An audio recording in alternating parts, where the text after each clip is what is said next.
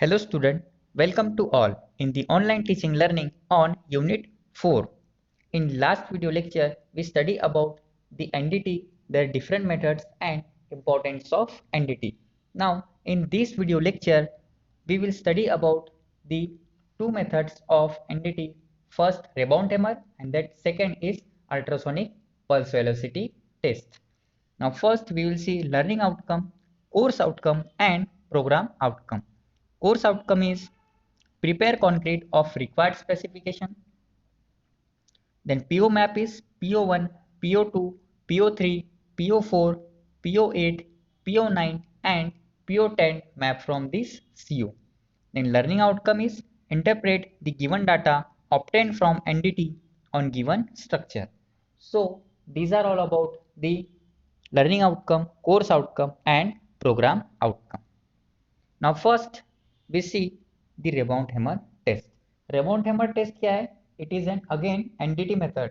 क्यों यूज की जाती है? To determine the compressive strength of concrete specimen. किसी भी concrete specimen की यदि हमें compressive strength find out करना है without physical breaking, तो rebound hammer जो है ये एक accurate और best method होती है as compared to other methods.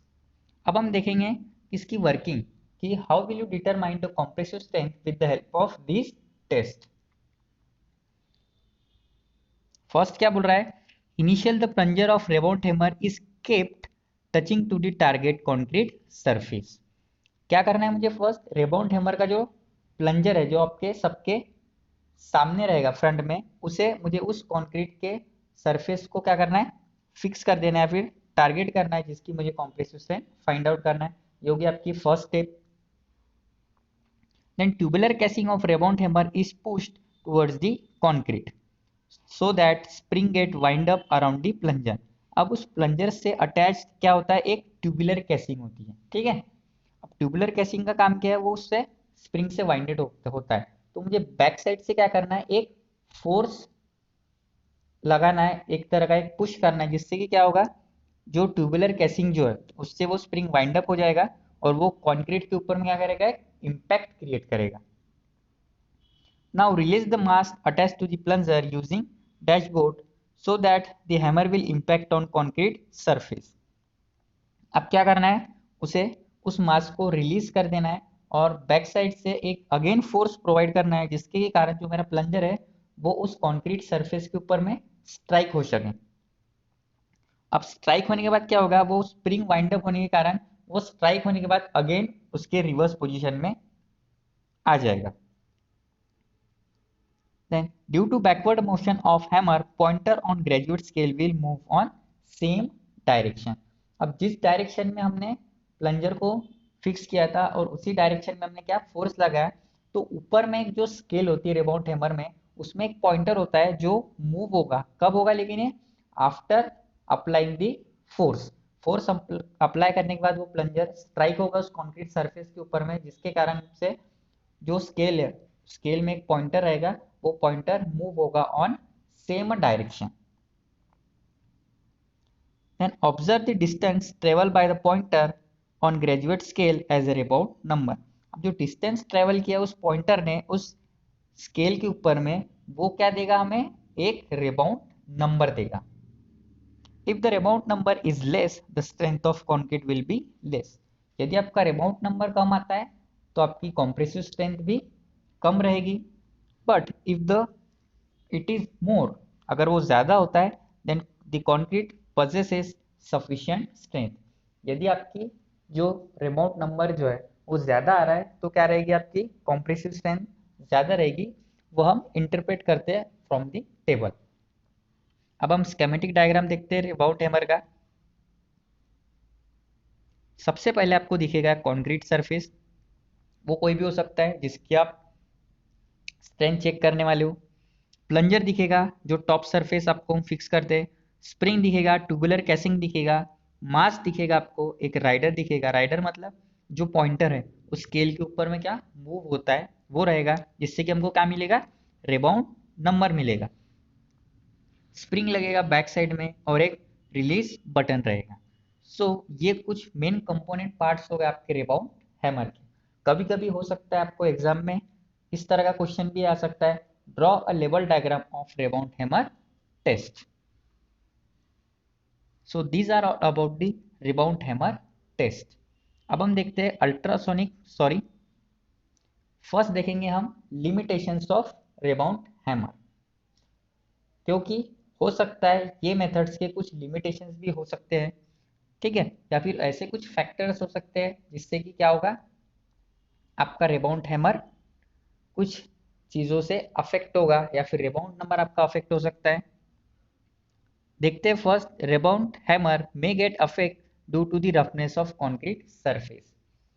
अब आपका रिबाउंड हैमर भी अफेक्ट होगा कैसे, यदि आपका रफनेस ऑफ कंक्रीट ज़्यादा रहता है तो जो आपका इम्पैक्ट आना चाहिए वो इम्पैक्ट से आपका रिबाउंड नंबर पे अफेक्ट होगा, ये एक लिमिटेशन हो गया। Age of concrete also varies with rebound number, that means cured concrete gives more rebound number than fresh one. ये भी एक लिमिटेशन है कि आपकी जो एज ऑफ कंक्रीट है उससे भी आपका वेरी करेगा, ठीक है। वेरी कैसे करेगा, यदि क्योर्ड कंक्रीट मतलब उसको प्रॉपर क्यूरिंग दी है, प्रॉपरली उसमें इंग्रेडिएंट यूज किए हुए हैं, उसकी कॉम्प्रेसिशन अल्टीमेटली ज़्यादा आएगी। लेकिन फ्रेश वन की क्यों नहीं आएगी ज़्यादा, फ्रेश वन मतलब जस्ट हमने अभी उसको उस स्ट्रक्चर को हमने बनाया हुआ है और हम एकदम इनिशियली या फिर उसी टाइम में उसकी स्ट्रेंथ चेक कर रहे हैं, तो वो क्या होगा, उसमें मॉइस्चर प्रेजेंट होगा जिसके कारण जो इम्पैक्ट होने वाला है वो इम्पैक्ट प्रॉपरली नहीं हो पाएगा। सरफेस मॉइस्चर ऑफ कंक्रीट में गिव इनएक्यूरेट रिबाउंड नंबर, यदि आपका जो सरफेस रहेगा, ठीक है, उसमें यदि मॉइस्चर प्रेजेंट होता है तो वो भी आपका इनएक्यूरेट रिबाउंड नंबर देगा जिससे कि आपकी स्ट्रेंथ कम आएगी। Type of concrete ingredient that mean cement coarse aggregate में अफेक्ट रिबाउंड नंबर, ये भी एक लिमिटेशन है कि आपने जो कंक्रीट मैन्युफैक्चर किया हुआ है उसमें यदि आपने प्रॉपरली सीमेंट यूज नहीं किया हुआ है, कोर्स एग्रीगेट का साइज प्रॉपरली यूज नहीं किया हुआ है, उनका प्रोपोर्शन यदि आपने प्रॉपर नहीं लिया हुआ है, ये भी आपके रिबाउंड नंबर को अफेक्ट करेगा। Then size and shape of specimen also affect hammer effect, size and shape भी जो स्पेसिमेन रहेगा जिसकी आप टेस्टिंग कर रहे हो उससे भी आपका अफेक्ट हो सकता है, ठीक है। सो ये कुछ लिमिटेशंस हो गए रिबाउंड हैमर टेस्ट के। अब हम देखते हैं अल्ट्रासोनिक पल्स वेलोसिटी टेस्ट क्या होती है, ठीक है। अब इसका स्केमेटिक डायग्राम दिख रहा है आपको, ठीक है। स्केमेटिक डायग्राम इतना डिफिकल्ट नहीं है जितना ये जो दिख रहा है आपको, ठीक है। इसमें आपको सबसे पहले फर्स्ट कंपोनेंट पार्ट दिख रहा है, that is pulse generator. Pulse generator का काम क्या है, सिर्फ जो भी पल्स है जो वेवलेंथ हो, ठीक है, उसको जनरेट करना।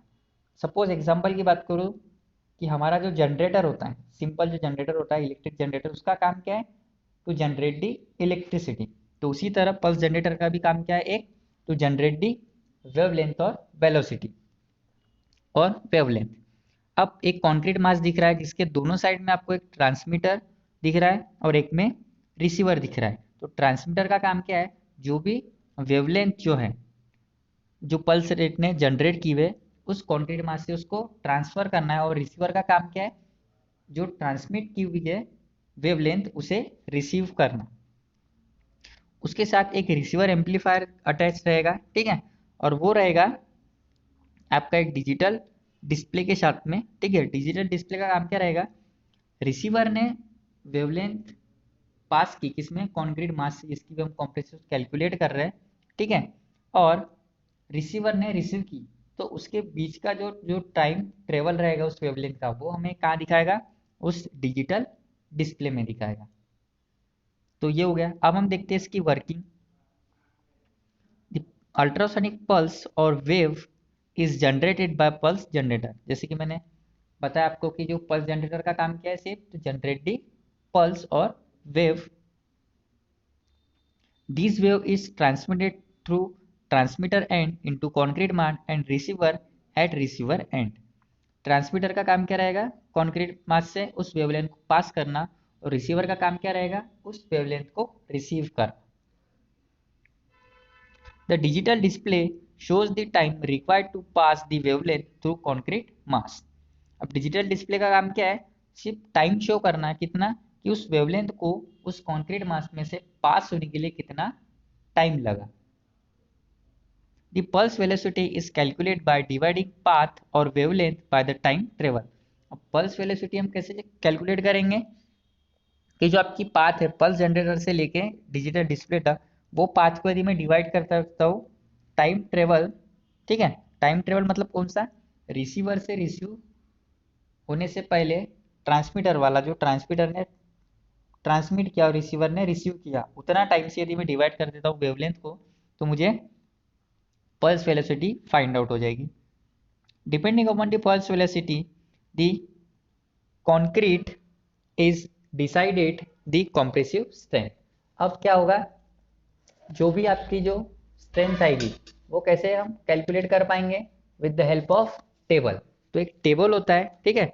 यदि सपोज एग्जांपल की बात करूं कि यदि आपकी वेलोसिटी जो किलोमीटर पर सेकेंड में रहेगी, यदि वो 4 और अबव से आती है तो आपकी क्वालिटी ऑफ कंक्रीट रहेगी वेरी गुड. कॉम्प्रेसिव स्ट्रेंथ आएगी आपकी 30 to 35 न्यूटन पर mm स्क्वायर, ठीक है. उसी तरह 3.5 और 4 के बीच में आती है तो क्वालिटी ऑफ कंक्रीट गुड रहेगी, और जो कॉम्प्रेसिव स्ट्रेंथ रहेगी वो रहेगी 20 to 30 न्यूटन पर mm स्क्वायर. 3 और 3.5 के बीच में आती है तो क्वालिटी ऑफ कंक्रीट रहेगी मीडियम, और कॉम्प्रेसिव स्ट्रेंथ रहेगी 20 to 25 न्यूटन पर mm स्क्वायर. और 3 से यदि बिलो आती है 3.0 से तो आपकी क्वालिटी ऑफ कंक्रीट पुअर रहेगी, और कॉम्प्रेसिव स्ट्रेंथ रहेगी आपकी 15 to 20 न्यूटन पर mm square. So these are all about the working of ultrasonic pulse velocity test. Then summary of this video lecture is basics पढ़ा हमने एनडीटी के बारे में, इंपॉर्टेंस पढ़े थे, and then working and limitations पढ़ी हमने रेबाउंड हैमर टेस्ट की, और उसके बाद पढ़ा हमने अल्ट्रासोनिक पल्स वेलोसिटी टेस्ट, उसका स्कीमेटिक डायग्राम और उसकी working. So these are all about the unit 4. Unit 4 में हमने क्या क्या पढ़ा, पहले मिक्स डिजाइन क्या है, ठीक है, उसके इंपॉर्टेंस क्या रहेंगे. उसके बाद हमने क्या पढ़ा, टेस्टिंग ऑफ कंक्रीट पढ़ा कि स्पेसिमेन बनाने के बाद, हम क्यूब बनाने के बाद हम उसकी कैसे टेस्टिंग करते हैं. उसके बाद हमने एनडीटी पढ़ा, एनडीटी के डिफरेंट मेथड्स पढ़े, ठीक है. और अभी हमने रेबाउंड हैमर और अल्ट्रासोनिक पल्स वेलोसिटी टेस्ट के बारे में पढ़ा. So these are all about the unit 4. Thank you.